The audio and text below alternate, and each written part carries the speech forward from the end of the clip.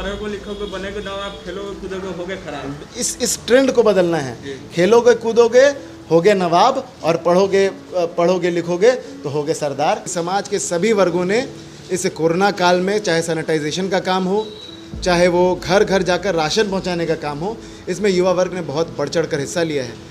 भाजपा की बिहार में 15 सालों से सरकार है और इसके बावजूद स्वास्थ्य व्यवस्थाओं पर लगातार उंगलियां उठ रही है कि जो स्वास्थ्य व्यवस्थाएं होनी चाहिए, जो सुविधाएं मिलनी चाहिए या केंद्र के माध्यम से जो पैकेजेज मिलना चाहिए था, वो अभी इस कोरोना महामारी में उस तरह से सहायता नहीं मिला।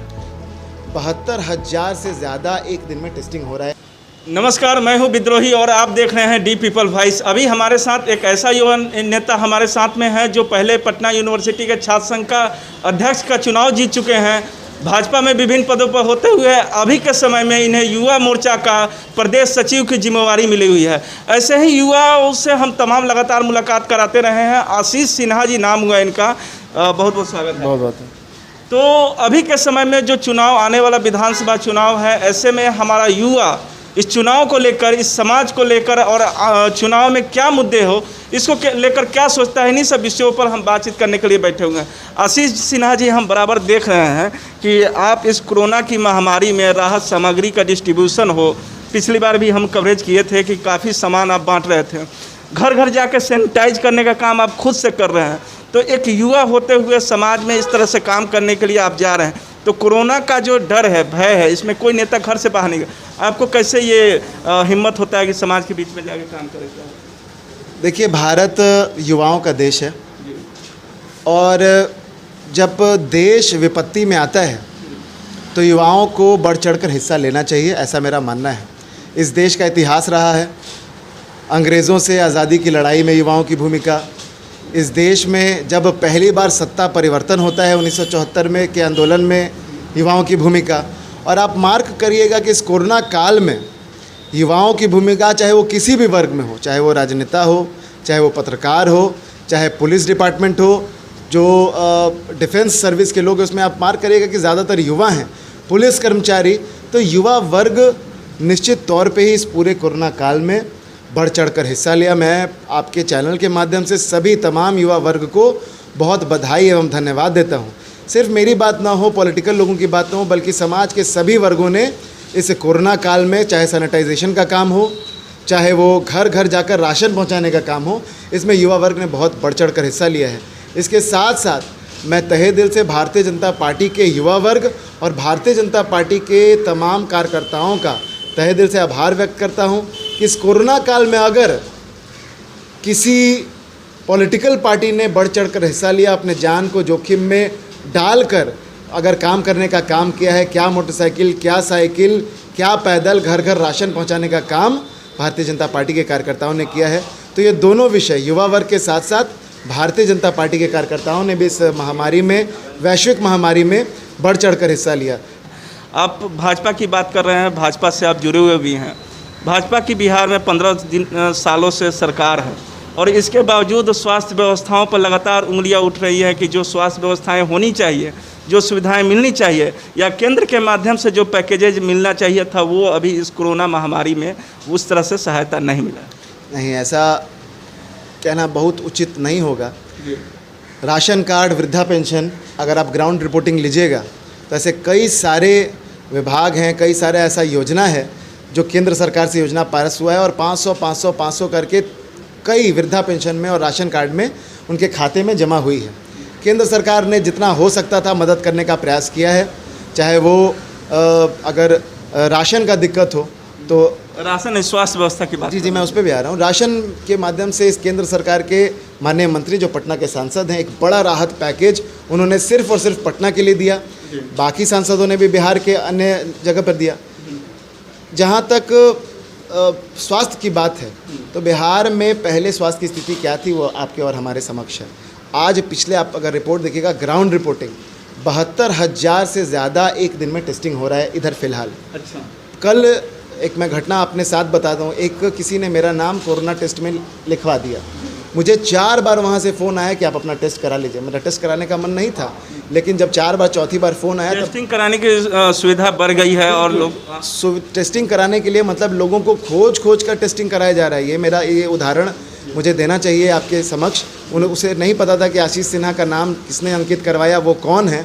एक लिस्टिंग में नाम था लोहानीपुर में, आज भी मेरा वहाँ नाम होगा। तो वहाँ मैंने टेस्ट करवाया, 4 बार 5 बार वहाँ से कॉल आया।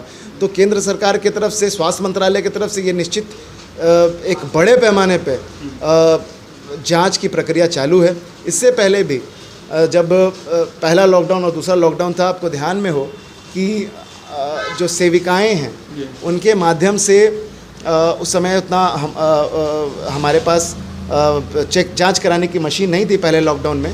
तो जो भी मशीन थी और जो चेकअप जिस तरह से हो रहा था, बाकी अन्य देशों से के भी उदाहरण से घर घर जाकर वो चेकअप हुआ, जिसके माध्यम से पता किया गया कि आपके घर में किसी को बुखार है कि नहीं, किसी को सर्दी खांसी है कि नहीं। अगर है तो आप तुरंत अपना जाकर चेकअप करें। सर्वेक्षण कार्य चल रहा था। तो इस तरह से ये बता रहे हैं कि यहाँ पर रैपिड टेस्ट की व्यवस्था करा दी गई है और जो भी कोरोना के संक्रमित या उसके चेन में आए हुए लोग हैं उनको खोज कर और उनका चेकअप किया जा रहा है, जिससे इस बीमारी को अन्य लोगों तक पहुँचने में है सो बाधा हो और यह चेन टूट सके।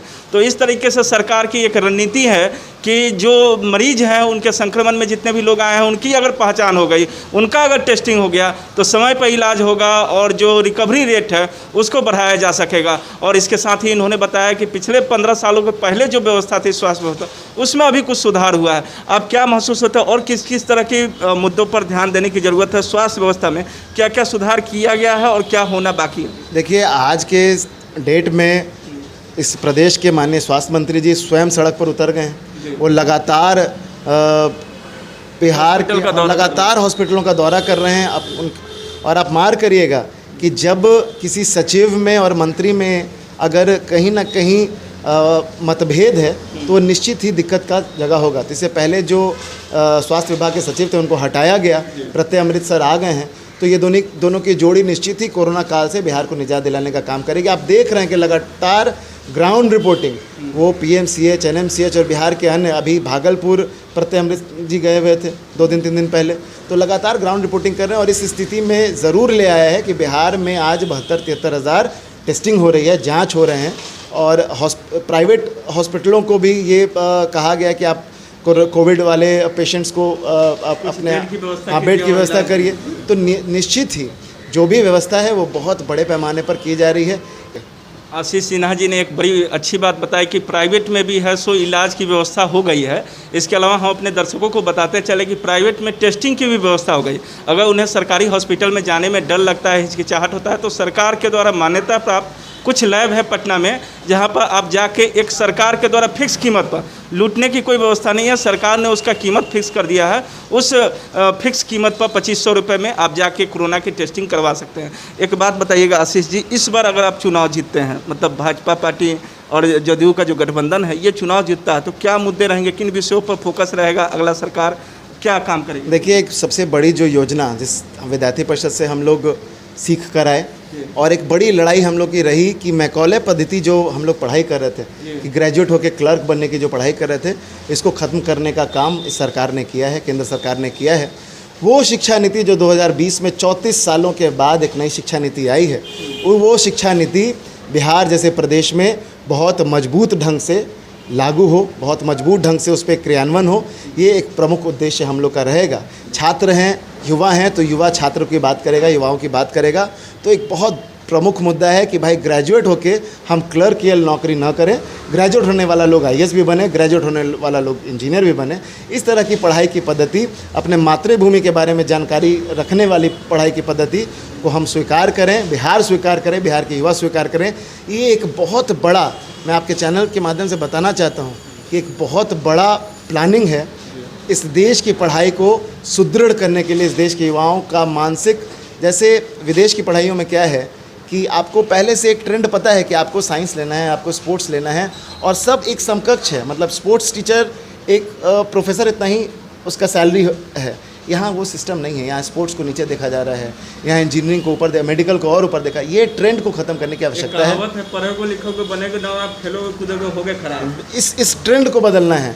खेलोगे कूदोगे होगे नवाब, और पढ़ोगे लिखोगे तो होगे सरदार। ये सोच से हम लोग को आगे बढ़ना है कि दोनों विषय में आगे बढ़ना है।